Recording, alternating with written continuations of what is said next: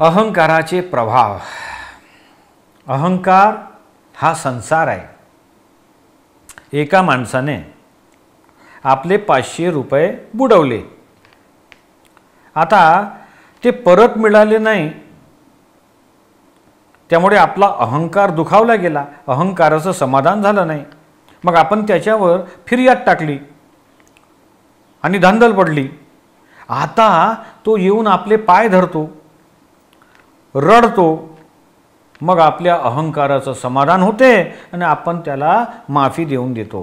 तर हा अहंकार असा आहे. एखादा मनुष्य वाईट ठिकाणी वास्तव्य करीत असेल तरी तो त्या जागेस चांगलेच म्हणेल.